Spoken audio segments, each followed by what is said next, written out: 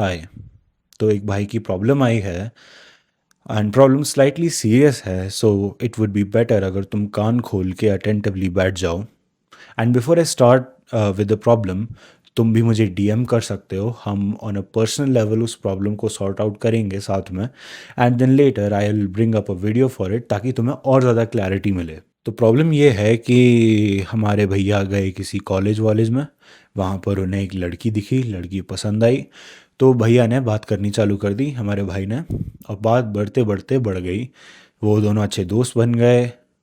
वो लड़की भाई के रूटीन में आ गई कि भैया रात के 3-3 बजे तक चैटें चल रही हैं, गेमिंग सेशन चल रहे हैं, कॉन्सर्ट जाया जा रहा है, बातें हो रही हैं, ट्रॉमा डंपिंग हो रही है, सीक्रेट्स शेयर हो रहे हैं।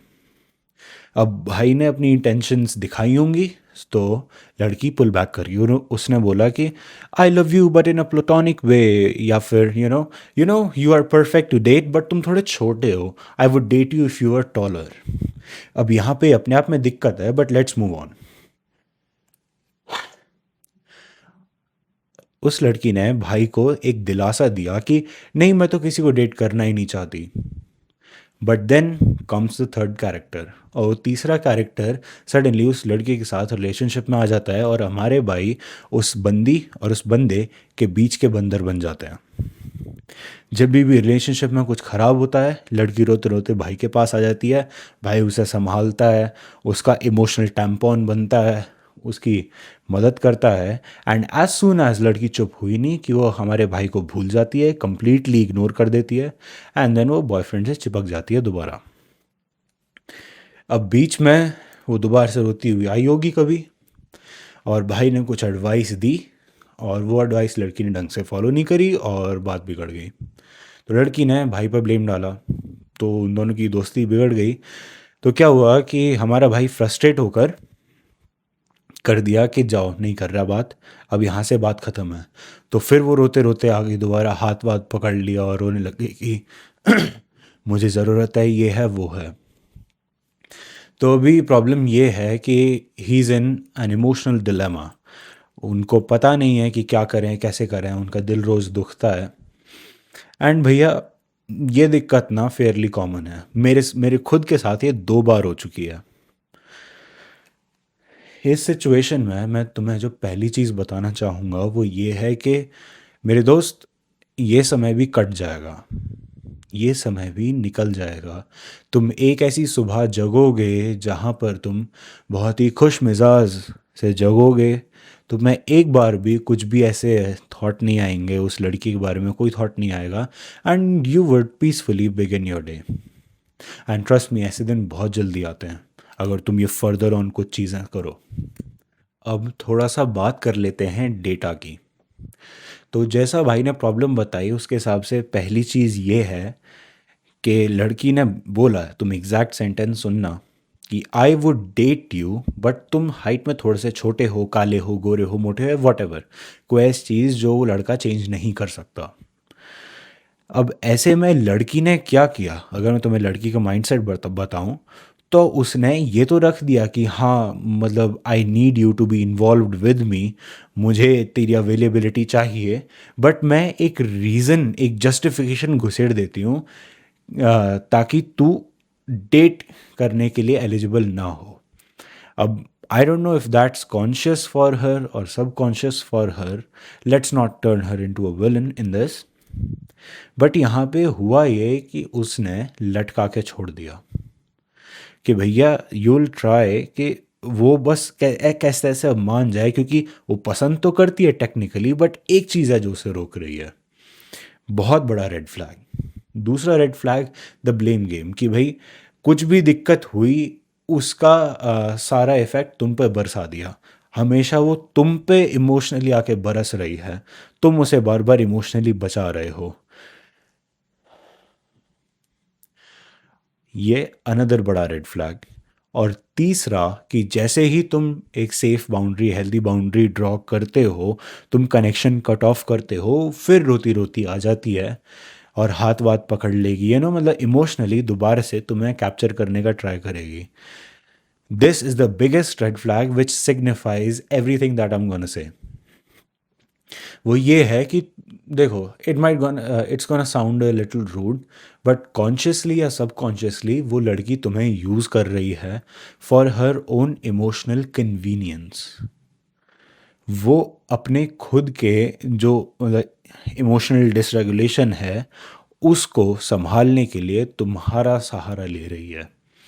And in return you are getting nothing. पहली बात तो तुम ये इक्वेशन समझना चालू करो। अगर तुम्हें खुद को न्योछावर करना है तो माँ बाप के लिए कर लो, अपने भाई बहनों के लिए कर लो, ऐसे फालतू के लोगों के लिए मत करो जो एक सेकंड के लिए भी तुम्हारी केयर नहीं करेंगे। तुम ना उसके लिए एक सेफ्टी नेट हो कि कभी भी वो इमोशनली कुछ खराब हो, आके बैठ जाओ भैया, आके बरस जाओ उस पर, वो संभाल लेगा। एंड दैट्स वाई वो तुम्हें as a convenient as a convenience रखना चाहती है। इसलिए क्योंकि उसकी फट जाती है जैसे ही तुम बोलते हो कि ओके अब मैं सीन से जा रहा हूँ। पर यहाँ पर तुम इम्पॉर्टेंट नहीं हो, तुम्हारी अवेलेबिलिटी, तुम्हारा कन्वीनियंस इम्पॉर्टेंट है। अगर वही सेम कन्वीनियंस कोई और लड़का दे रहा होता ना, ऐसे तुम्हें रिप्लेस कर देगी वो। ये कुछ हार्ड फैक्ट्स हैं। I know this may sound really really rude and insolent, but please try to understand this. अब इसका सोल्यूशन जो कि तुम्हें ऑलरेडी पता है, let me reiterate that for you. वो ये है कि तुम्हें बाउंड्री नहीं, एक दीवार बिल्ड करने की ज़रूरत है। दीवार कि भैया मैं कनेक्शन कट कर रहा हूँ, नो एक्सप्लेनेशंस गिवन। क्योंकि अगर तुम उसे एक एक्सप्लेनेशन टेक्स्ट, एक कुछ बताने का ट्राई करते हो, you are opening up a two way debate, और उसमें she will have a chance to again manipulate you when you are emotionally the weakest and the most vulnerable. तो तुम्हें उसे कंप्लीटली हर तरह से कट ऑफ करने की ज़रूरत है भाई। ये बात एकदम साफ है और ये तुम्हें भी पता है। एक चीज़ को गांठ बांध लो कि भाई तुम जितना भी घर में गिरो पड़ो रो, बिस्तर से उठने का मन ना करे, पर इतनी सेल्फ रिस्पेक्ट रखो कि भाई अब मैं दोबारा उस पर्सन को कांटेक्ट नहीं करूँगा। और अगर वो कांटेक्ट करने का ट्राई करे, because she will chase you, because you are a big convenience to her, तो तब भी मैं उसका रिप्लाई बैक नहीं करूँगा। हैव सम सेल्फ रिस्पेक्ट यार। मैन टू मैन एक बात अच्छे से बिठा लो कि self respect is oxygen for you, for all of us man. अगर हमारे अंदर सेल्फ रिस्पेक्ट नहीं होगी, if we try to trade our self respect for anything else, we are compromising our masculinity.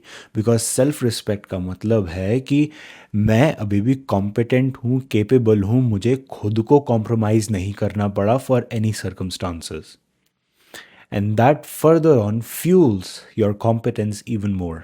क्योंकि अभी ना तुम्हें एक साइकिल परसीव करने की ज़रूरत है कि वो लड़की जाती है बॉयफ्रेंड से, उसका कोई झगड़ा होता है, वो फिर तुम्हारे पास आती है रोते हुए, जहाँ पर तुम्हें ईगो बूस्ट मिलता है। और फिर जैसे ही तुम उसका रोना संभालते हो, तुम उसके लिए कुशनिंग सेफ्टी नेट बनते हो, एंड एज सुन एज तुम्हारा यूज़ और पर्पस ख़त्म, वो दोबारा चले जाती है, which leaves you dejected, which leaves you as if कि तुम में कोई कमी है, तुम में समथिंग इज मिसिंग, कि तुम उसे अट्रैक्ट नहीं कर पा रहे हो। However, that is not the case. देखो, लड़की या तो तुम्हें पसंद करेगी ही या नहीं करेगी, this has nothing to do with you but to do with her as well. वो खुद इमोशनली सेफ पर्सन नहीं है, और यहाँ पे सेल्फ रिस्पेक्ट वॉक अवे करने से ही बचेगी। तो प्लीज़ अपनी सेल्फ रिस्पेक्ट बचाओ एंड रिस्पेक्टफुली वॉक अवे। ना उसको कोई एक्सप्लेनेशन देने की ज़रूरत है, ना उसे कोई गाली बकने की ज़रूरत है, ना ही किसी तीसरे इंसान को उसके बारे में कुछ उल्टा बोलने की ज़रूरत है। बस रिस्पेक्टफुली वहाँ से कंप्लीटली चले जाओ, डिसअपियर हो जाओ, और अपनी ज़िंदगी में दोबारा हिस्सा लेना चालू करो। अभी the way you sound is कि तुमने पूरी ज़िंदगी को उसके अराउंड कर लिया है। एंड या that's it for today. I am sorry अगर थोड़ा सा ज़्यादा पर्सनल हो गया, because this is a really intimate issue, और मुझे इस तरह से एक्सप्लेन करना ही पड़ा क्योंकि ये एक नहीं मल्टीपल लड़कों की दिक्कत है।